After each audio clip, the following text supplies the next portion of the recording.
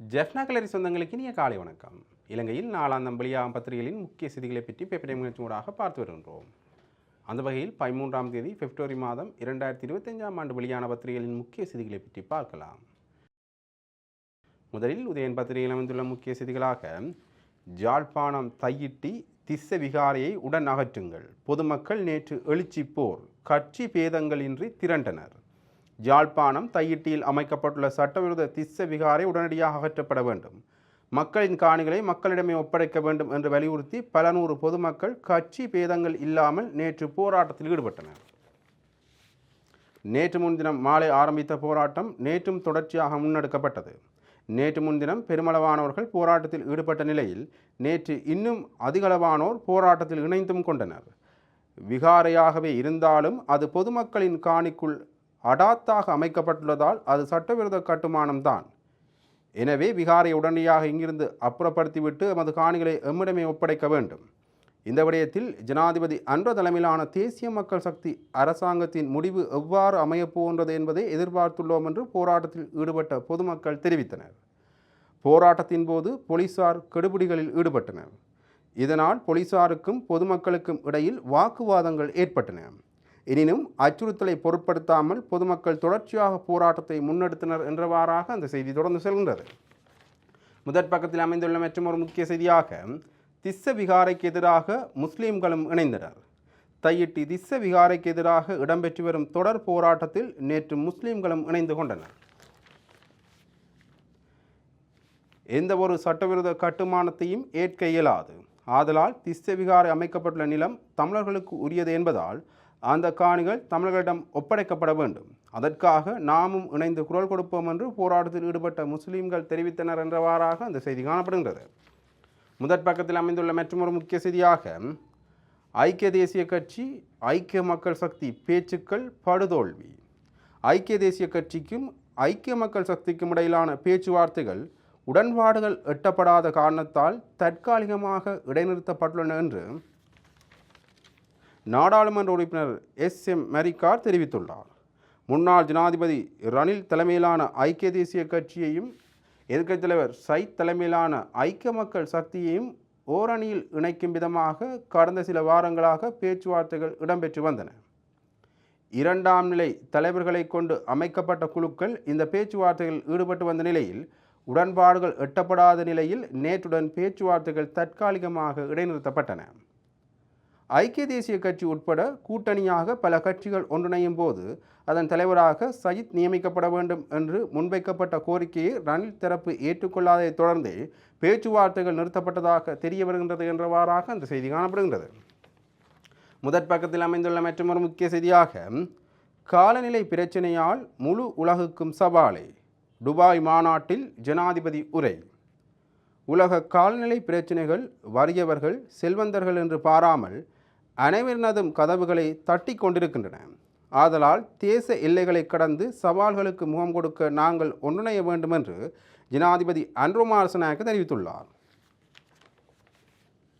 ஐக்கிய அரபு இராச்சியத்தில் நடைபெறும் உலக அரச உச்சி மாநாட்டில் ஜனாதிபதி அனுர நேற்று உரையாற்றினார். இதன்போது அவர் மேலும் தெரிவித்துள்ளதாவது, மாநில வர்க்கம் தொடர்பான முக்கியமான துறைகளில் எதிர்கால உத்திகள் மற்றும் திட்டங்களை அபிவிருத்தி செய்வதற்கு இந்த மாநாடு உந்து சக்தியாக அமைகின்றது. சமூக நீதி மற்றும் சட்டத்தின் ஆட்சியானது தரமிக்க தேசம் ஒன்றை போன்றே வளமிக்க உலகம் ஒன்றுக்கு மிகவும் முக்கியமானதாக அமைகின்றது. சைபர் பாதுகாப்பு செயல்முறையை நோக்கி உலகம் இன்று நகர வேண்டி இருக்கின்றது என்றும் அவர் குறிப்பிட்டுள்ளார் என்றவாறாக அந்த செய்தி தொடர்ந்து செல்கின்றது. முதற் பக்கத்தில் அமைந்துள்ள மற்றொரு முக்கிய செய்தியாக, அக்கிரமங்களை புரிந்தபின் தொப்புள் கொடி உறவுகள் என்று போலி பாசாங்கால் பயனில்லை. தமிழக மீனவர்களின் நடவடிக்கைக்கு அமைச்சர் சந்திரசேகரன் கடும் காட்டம். இலங்கையின் கடல் வளத்தையும் ஈழத்தமிழ் மீனவர்களின் வாழ்வாதாரத்தையும் அளித்துவிட்டு தொப்புள் கொடி உறவுகள் என்று கூறுவதால் பயனில்லை என்று தமிழக மீனவர்களை கண்டித்துள்ளார் கடற்தொழில் அமைச்சர் சந்திரசேகரன். இது தொடர்பில் அவர் ஜாழ்ப்பாணத்தில் நேற்று மேலும் தெரிவித்துள்ளதாவது, தமிழக மீனவர்களின் அத்துமீறல் நாளுக்கு நாள் அதிகரித்துள்ளது. கடந்த காலங்களில் 3 நாள்கள் அத்துமீறி நுழைந்தார்கள். தற்போது 7 நாள்களுக்கும் வருவதற்கு முற்படுகின்றார்கள். எமது நாட்டு மீன்களை பிடிப்பது மட்டுமல்ல, எமது கடல் வளத்தையே அவர்கள் நாசம் செய்கின்றனர். இதனால் நாளைய தலைமுறையினருக்கு கடல் வளம் இல்லாமல் போகின்றது. எனவே இலங்கை எல்லைக்குள் அத்துமீறி நுழைந்து மீன்பிடியில் ஈடுபட வேண்டாம் என்று தமிழக மீனவர்களுக்கு அறிவுறுத்தல் விடுக்கின்றோம். இலங்கையின் கடற்பரப்பு பொது பயன்பாட்டுக்கு அல்ல. அதற்குள் அத்துமீறும் உரிமை உங்களுக்கு கிடையாது. எமது நாட்டில் கடல் வளங்களை அபகரிக்கின்றீர்கள். எமது மீனவர்களின் வாழ்வாதாரத்தை பறிக்கின்றீர்கள். இந்த நாசகார செயல்களை செய்த பின்னர் திரும்பிச் செல்லும் வழியில் எம்மை தொப்புள் கொடி உறவுகள் என்கின்றீர்கள். அக்கிரமங்களை செய்த பின்னர் தொப்புள் கொடி உறவுகள் என்று கூறுவதால் எந்த பயனும் இல்லை. தமிழக மீனவர்களுடன் சகோதரத்துவமாகவும் கண்ணியமாகவும் அன்பாகவும் இருக்கவே நாம் விரும்புகின்றோம். ஆனால் அவர்கள் தங்களின் செயற்பாடுகள் மூலம் பிரச்சனைகளை ஏற்படுத்துகின்றனர் என்றவாறாக அந்த செய்தி காணப்படுகின்றது. முதற் பக்கத்தில் அமைந்துள்ள மற்றொரு முக்கிய செய்தியாக, போயா தினத்தில் கலேபரம், அர்ச்சுனா எம்பி தாக்கி ஒருவர் மருத்துவமனையில். நாடாளுமன்ற உறுப்பினர் அர்ச்சுனாவால் கடும் தாக்குதலுக்கு உள்ளான நபர் குருதி காயங்களுடன் ஜாழ்ப்பாணம் போதனா மருத்துவமனையில் சேர்க்கப்பட்டுள்ளார். அவருக்கு 4 தையல்கள் போடப்பட்டுள்ளன. ஜாழ்ப்பாணம் தனியார் விருந்தினர் விடுதியொன்றிலேயே இந்த மோதல் இடம்பெற்றுள்ளது. அர்ச்சுனா எம்பியும் அவருடன் இருந்த பிரிதொருவரும் அனுமதியின்றி தமது திறன்பேசியில் ஒருவரை வீடியோவாக பதிவு செய்தனர். இதையடுத்து இரு தரப்புக்கும் இடையில் ஏற்பட்ட கருத்து மோதல் பின்னர் கைகலப்பாக மாறியுள்ளது. இதன்போதே அர்ச்சுனா எம்பியால் பலமாக தாக்கப்பட்ட நபர் குருதி காயங்களுடன் ஜாழ்ப்பாணம் போதனா மருத்துவமனையில் சேர்க்கப்பட்டுள்ளார். தனக்கு உயிர் அச்சுறுத்தல் இருப்பதாக நாடாளுமன்ற உறுப்பினர் அர்ச்சுனாவால் ஜாழ்ப்பாணம் போலீசாரிடம் முறைப்பாடொன்றும் பதிவு செய்யப்பட்டுள்ளது. இது தொடர்பான மேலதிக விசாரணைகள் போலீசாரால் மேற்கொள்ளப்பட்டு வருகின்றன என்றவாறாக அந்த செய்தி காணப்படுகின்றது. முதற் பக்கத்தில் அமைந்துள்ள மற்றொரு முக்கிய செய்தியாக, வர்த்தகத்தில் படையினர் மக்களுக்கு பாதிப்புகள் பாதுகாப்பு செயலருக்கும் எடுத்துரைத்ததாக ஐநா சபையின் வதிவிட பிரதிநிதி தெரிவிப்பு. வடமாநிலத்தில் பாதுகாப்பு தரப்பினர் முன்னெடுத்துள்ள வர்த்தக நடவடிக்கைகளால் சிவில் சமூகத்தினருக்கு பெரும் பாதிப்புகள் ஏற்பட்டுள்ளன. இது தொடர்பில் பாதுகாப்பு அமைச்சின் செயலருடன் கலந்துரையாடியுள்ளேன் என்று இலங்கைக்கான ஐநாவின் நிரந்தர வதிவிட பிரதிநிதி தெரிவித்துள்ளார். இலங்கைக்கான ஐநாவின் நிரந்தர வதிவிட பிரதிநிதி மார்க் அன்ட்ரூ தலைமையிலான இலங்கையின் பணியாற்றும் ஐநாவின் அனைத்து முகவர் அமைப்புகள் மற்றும் சர்வதேச அரச சார்பற்ற நிறுவனங்களின் பிரதிநிதிகள் நேற்று முன்தினம் வடமாநிலத்துக்கு வருகை தந்திருந்தனர். வடக்கின் ஆளுநர் உள்ளிட்ட உயர் அதிகாரிகளை சந்தித்து உரையாற்றும் போதே ஐநாவின் நிரந்தர வதிவிட பிரதிநிதி இவ்வாறு தெரிவித்துள்ளார் என்றவாறாக அந்த செய்தி தொடர்ந்து செல்கின்றது. இவை உதயன் பத்திரிகையில் அமைந்த முக்கிய செய்திகள். இனி வலம்புரி பத்திரிகையின் முக்கிய செய்திகளை பற்றி பார்க்கலாம். வலம்புரி பத்திரிகையின் முதற் பக்கத்தில் அமைந்துள்ள முக்கிய செய்திகளாக, புலிகளுடனான யுத்தத்தின் போதும் நாட்டில் மின் தடை ஏற்படவில்லை கூறுகிறது ஐக்கிய மக்கள் சக்தி. தமிழீழ விடுதலை புலிகள் உள்நாட்டு யுத்தத்தின் போது 33,000 மெகாவோல்ட் மின் பிறப்பாக்கியை தீயிட்டு கொளுத்திய போது கூட நாடளாவிய ரீதியில் மின் துண்டிக்கப்படவில்லை. அவ்வாறிருக்கையில் குரங்கின் மீது பழி சுமத்தி குரங்கு சேட்டைகள் காண்பிக்க வேண்டாம், அளவுக்கு அதிகமாக மக்களை ஏமாற்றவும் முற்பட வேண்டாம் என்று ஐக்கிய மக்கள் சக்தி அரசாங்கத்தை எச்சரித்துள்ளது. கொழும்பிலுள்ள ஐக்கிய மக்கள் சக்தி அலுவலகத்தில் நேற்று முன்தினம் இடம்பெற்ற ஊடகவியலாளர் மாநாட்டில் பாராளுமன்ற உறுப்பினர் SM மரிக்கார் இவ்வாறு எச்சரிக்கை விடுத்துள்ளார். அவர் மேலும் தெரிவிக்கையில், கடந்த ஞாயிறன்று ஏற்பட்ட மின் தடைக்கு மின்சக்தி அமைச்சர் குரங்குகள் மீது பழி சுமத்தினார். 33,000 மெகாவோல்ட் கொண்ட மின் பிறப்பாக்கி விடுதலை புலிகளால் தீ வைக்கப்பட்ட போது கூட இவ்வாறு தேசிய அளவில் மின்சாரம் துண்டிக்கப்படவில்லை. அவ்வாறிருக்கையில் ஒரு குரங்கால் முழு நாட்டுக்கு மின் துண்டிப்பை ஏற்படுத்த முடியுமா? அமைச்சரால் குறிப்பிடப்பட்ட இந்த கருத்து பாரிய சர்ச்சையை ஏற்படுத்திய நிலையில் பின்னர் கடந்த அரசாங்கத்தின் செயற்பாடுகளே இதற்கு காரணம் என்று அமைச்சர் குறிப்பிட்டார் என சுட்டிக்காட்டி இருந்தார் என்றவாறாக அந்த செய்தி காணப்படுகின்றது. முதற் பக்கத்தில் அமைந்துள்ள மற்றொரு முக்கிய செய்தியாக, ஜாழ்ப்பாண கம்பன் விழா நாளை ஆரம்பம். அகில இலங்கை கம்பன் கழகம் நடத்தும் ஜாழ்ப்பாண கம்பன் விழா நாளை 14ஆம் தேதி வெள்ளிக்கிழமை ஆரம்பமாகி 15 மற்றும் 16 ஆகிய 3 தினங்கள் இடம்பெறவுள்ளது. விழாவின் காலை நிகழ்வுகள் நல்லூர் ஆதீன மண்டபத்திலும் மாலை நிகழ்வுகள் நல்லூர் துர்காதேவி மணிமண்டபத்திலும் இடம்பெறும். 3 தினங்கள் நடைபெறும் கம்பன் விழாவில் இலக்கிய ஆணைக்குழு, விவாத அரங்கு, தனியுரை, பட்டி மண்டபம், சிந்தனை அரங்கம், நாடக அரங்கம், வழக்காடு மன்றம் உள்ளிட்ட நிகழ்வுகள் இடம்பெற உள்ளன என்றவாறாக அந்த செய்தி தொடர்ந்து செல்கின்றது. முதற் பக்கத்தில் அமைந்துள்ள மற்றும் ஒரு முக்கிய செய்தியாக கிளிநொச்சியில் பேருந்து சாரதிகள் மீது தாக்குதல். கிளிநொச்சியில் இருவேறு பேருந்து சாரதிகள் மீது தாக்குதல் சம்பவம் ஒன்று நேற்று இடம்பெற்றுள்ளது. கிளிநொச்சி ஆடை தொழிற்சாலையில் இருந்து நேற்று மாலை அக்குராயன் பகுதிக்கு ஆடை தொழிற்சாலை பணியாளர்களை ஏற்றிச் சென்ற பேருந்தை வழிமறித்து மது போதையில் வந்தவர்கள் அக்குராயன் பகுதியில் வைத்து பேருந்தின் கண்ணாடியை உடைத்ததுடன் சாரதி மீதும் தாக்குதல் மேற்கொண்டுள்ளனர். அதே சமயம் கிளிநொச்சியிலிருந்து தனியார் பேருந்து ஒன்று பயணிகளை ஏற்றி அக்ராயன் பகுதிக்கு சென்ற பொழுது வீதியால் பயணித்த மற்றும் ஒரு பேருந்தை மறைத்து தனியார் பேருந்து சாரதி மீதும் தாக்குதல் நடத்தியுள்ளனர். பாதிக்கப்பட்ட ஆடை தொழிற்சாலை பேருந்தின் சாரதி மற்றும் தனியார் பேருந்து சாரதி இருவரும் அக்ராயன் வைத்தியசாலைக்கு சிகிச்சைக்காக அனுமதிக்கப்பட்டு அங்கிருந்து மேலதிக சிகிச்சைகளுக்காக கிளிநொச்சி வைத்தியசாலைக்கு மாற்றப்பட்டுள்ளனர் என்றவாறாக அந்த செய்தியும் காணப்படுகின்றது. இரண்டாம் பக்கத்தில் அமைந்துள்ள முக்கிய செய்தியாக வடமாகாணத்தின் அபிவிருத்திக்கு உதவிகளை எதிர்பார்க்கின்றோம், ஆளுநர் வேதநாயகன் தெரிவிப்பு. வடக்கு மாநிலத்தின் அபிவிருத்தி தொடர்பில் தற்போதைய அரசாங்கம் சாதகமான நிலைப்பாடுகளை கொண்டுள்ள நிலையில் ஜப்பான் அரசாங்கத்திடமிருந்து மேலும் உதவிகளை எதிர்காலத்திலும் எதிர்பார்ப்பதாக வடக்கு மாகாண ஆளுநர் வேதநாயகன் அவர்கள் தெரிவித்துள்ளார். ஜப்பான் அரசாங்கத்தின் நிதி உதவியுடன் ஐநா முகவர் அமைப்பான UNFPA நிறுவனத்தால் ஊர்காவத்துறை பிராந்திய சுகாதார சேவைகள் பணிமனையில் புனரமைக்கப்பட்ட மத்திய சிகிச்சை நிலையம் நேற்று புதன்கிழமை திறந்து வைக்கப்பட்டது. இங்கு உரையாற்றிய ஆளுநர் ஜப்பானிய மக்களுக்கு வடக்கு மக்கள் சார்பாக இந்த இடத்தில் நன்றிகளை தெரிவித்துக் கொள்கின்றேன்.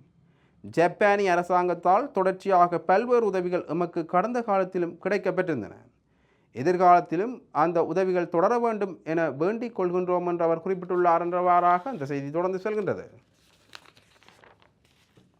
ஐந்தாம் பக்கத்தில் அமைந்துள்ள முக்கிய செய்தியாக கடவுச்சீட்டு வரிசைக்கு ஏப்ரலுக்குள் முடிவு. எதிர்வரும் ஏப்ரல் மாதத்தில் வரும் தமிழ் சிங்கள புத்தாண்டுக்கு முன்னர் நாட்டில் ஏற்பட்டுள்ள கடவுச்சீட்டு வரிசைகளை அகற்றுவதற்கு முடிவு செய்துள்ளதாக குடிவரவு குடியகழ்வுத்துறையின் மூத்த அதிகாரி ஒருவர் தெரிவித்துள்ளார். அடுத்த வாரத்திற்குள் 24 மணி நேர சேவைகள் தொடங்கப்படுவதால் குடிவரவு மற்றும் குடி அகழ்வுத்துறையில் உள்ள அனைத்து ஊழியர்களும் பொதுமக்களின் தேவைகளை பூர்த்தி செய்ய இரவும் பகலும் உழைக்க உறுதி பூண்டுள்ளதாக அவர் தெரிவித்துள்ளார் என்றவாறாக அந்த செய்தி காணப்படுகின்றது. இவை வலம்புரி பத்திரிகையில் அமைந்த முக்கிய செய்திகள். இனி தினக்கோள் பத்திரிகையின் முக்கிய செய்திகளை பற்றி பார்க்கலாம். தினக்கோள் பத்திரிகையின் முதற் பக்கத்தில் அமைந்துள்ள முக்கிய செய்திகளாக இன்று முதல் 3 நாள்களுக்கு பகலில் அதிக வெப்பமும் இரவில் குளிரும் நிலவும். நாட்டின் பல பகுதிகளில் இன்று முதல் 3 நாள்களுக்கு பகல் வேளையில் அதிக வெப்பமாகவும் இரவு வேளைகளில் அதிக குளிராகவும் காணப்படும் என வளிமண்டலவியல் நிபுணர் பெர்னாண்டோ தெரிவித்துள்ளார். இது குறித்து மேலும் அவர் கூறுகையில், மட்டக்களப்பு, அம்பாறை, மாத்தளை, பதுளை மற்றும் பொலனறுவை மாவட்டங்களில் சிறிதளவு மழை பெய்யக்கூடிய சாத்தியம் காணப்படுவதுடன் நாட்டின் ஏனைய பகுதிகளில் பிரதானமாக சீரான காலநிலை நிலவும். காலி, மாத்தறை, களுத்துறை மற்றும் ரத்னபுரி மாவட்டங்களில் மாலை அல்லது இரவு நேரங்களில் மழை பெய்யக்கூடும். மேல் சப்ரமுவ மற்றும் மத்திய மாகாணங்களின் சில பகுதிகளிலும் காலி, மாத்தறை, பதுளை மற்றும் குருநாகல் மாவட்டங்களிலும் காலை வேளையில் பனிமூட்டமான நிலை காணப்படும் என்று அவர் குறிப்பிட்டுள்ளார் என்றவாறாக அந்த செய்தி தொடர்ந்து செல்கின்றது. முதற் பக்கத்தில் அமைந்துள்ள மற்றும் ஒரு முக்கிய செய்தியாக போலீஸ் அதிகாரிகளின் செயல்திறன் குறைபாடே இடமாற்றத்திற்கு காரணம்.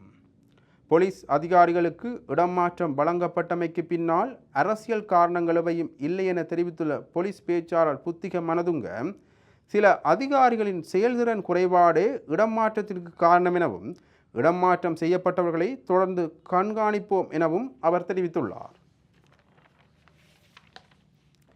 போலீஸ் அதிகாரிகள் 139 பேருக்கு வழங்கப்பட்ட இடமாற்றம் தொடர்பாக தெற்கு ஊடகம் ஒன்றுக்கு கருத்து தெரிவித்த போதே அவர் மேற்கண்டவாறு கூறியுள்ளார். அவர் மேலும் கூறுகையில், இது சில காலங்களாகவே மேற்கொள்ளப்பட வேண்டி இருந்தது. 3 வருடங்களாக இடமாற்றம் செய்யப்படவில்லை. இதில் எந்த ஒரு அரசியல் காரணங்களும் இல்லை. நாங்கள் சில அதிகாரிகளை சாதாரண பணிகளுக்கு நியமித்துள்ளோம். சில அதிகாரிகளுக்கு நல்ல பதவிகள் வழங்கப்பட்டுள்ளன. இதில் அரசியல் இருப்பதாக யாரும் சொல்ல முடியாது. இந்த இடமாற்றங்களின் செயல்திறனை 1 வருடத்திற்கு நாங்கள் கண்காணிப்போம். பொறுப்பதிகாரிகள் அங்கே சும்மா உட்கார முடியாது, வேலை செய்ய வேண்டும். இந்த இடமாற்றங்கள் குறித்து போலீஸ் ஆணைக்குழுவும் எங்களிடம் பலமுறை கேட்டது. இதற்கமைய அவர்களின் ஒப்புதலுடன் இது செய்யப்பட்டது என்றவாறாக இந்த செய்தி காணப்படுகின்றது. முதற் பக்கத்தில் அமைந்துள்ள மற்றொரு முக்கிய செய்தியாக, இலங்கையில் முதலீடு சுற்றுலா வாய்ப்புகள் விரிவடைந்திருக்கின்றன. குவைத் பிரதமருடனான சந்திப்பில் ஜனாதிபதி தெரிவிப்பு. இலங்கையில் அரசியல் மற்றும் நிதி ஸ்திரம் உறுதி செய்யப்பட்டுள்ள நிலையில் முதலீடுகள் சுற்றுலாத்துறைக்கான சாத்தியங்களும் விரிவடைந்துள்ளதாக ஜனாதிபதி அனுர குவைத் பிரதமர் ஷேக் அஹமட் அப்துல்லா அல் அஹமட் அல் ஜாபாவிற்கு தெரிவித்துள்ளார். 2025 உலக உச்சி மாநாட்டில் கலந்து கொள்வதற்காக ஐக்கிய அரபு ராச்சியம் சென்றுள்ள ஜனாதிபதி அன்ரோமான சினாயக்கவிற்கும் குவைத் பிரதமர் ஷேக் அஹமட் அப்துல்லா அல் அஹமட் அல் சாபாவிற்கும் இடையிலான சந்திப்பொன்று நேற்று முன்தினம் பிற்பகல் இடம்பெற்றது. இலங்கையின் அரசியல் மற்றும் நிதி ஸ்திரத்தன்மை உறுதி செய்யப்பட்டுள்ள நிலையில் முதலீடு மற்றும் சுற்றுலாத்துறைக்கான சாத்தியங்கள் விரிவடைந்துள்ளதாக ஜனாதிபதி அனுர இதன்போது சுட்டிக்காட்டினார். இரு நாடுகளுக்கும் இடையிலான வர்த்தகத்தை வலுப்படுத்துவது மற்றும் சந்தையை பன்முகப்படுத்துவது குறித்து இரு தரப்பும் கவனம் செலுத்தியதுடன் அதற்கான புதிய உத்திகளை கண்டுபிடிக்க வேண்டியதன் முக்கியத்துவம் குறித்தும் கலந்துரையாடப்பட்டது என்றவாறாக அந்த செய்தி தொடர்ந்து செல்கின்றது. முதற் பக்கத்தில் அமைந்துள்ள மற்றொரு முக்கிய செய்தியாக, இபிடிபி முன்னாள் எம்பி போலி கடவுச்சீட்டுடன் இந்தியாவில் கைது. பண்டி மாவட்ட முன்னாள் நாடாளுமன்ற உறுப்பினர் திலீபன் இந்தியாவில் கைது செய்யப்பட்டுள்ளதாக செய்திகள் வெளியாகியுள்ளது. இலங்கையிலிருந்து இந்தியாவுக்கு சென்ற திலீபன் அங்கிருந்து போலி கடவுச்சீட்டில் வெளிநாடு செல்ல முயன்றபோது கைது செய்யப்பட்டுள்ளார். கேரளாவின் கொச்சி பிரதேசத்தில் வைத்து கடந்த திங்கட்கிழமை தமிழக போலீசாரினால் கைது செய்யப்பட்டுள்ளார். கைது செய்யப்பட்ட முன்னாள் நாடாளுமன்ற உறுப்பினர் இந்தியாவின் புழல் சிறையில் அடைக்கப்பட்டுள்ளமை குறிப்பிடத்தக்கது என்றவாறாக அந்த செய்தி காணப்படுகின்றது. இவை தினக்கோள் பத்திரிகையில் இந்த முக்கிய செய்திகள். இன்று வெளியான பத்திரிகைகளின் முக்கிய செய்திகளை பற்றி பார்த்தோம். தொடர்ந்தும் பத்திரிகை செய்திகளை அறிந்து கொள்ள பேப்பர் டைம் நிகழ்ச்சியுடன் இணைந்திருங்கள். நன்றி, வணக்கம்.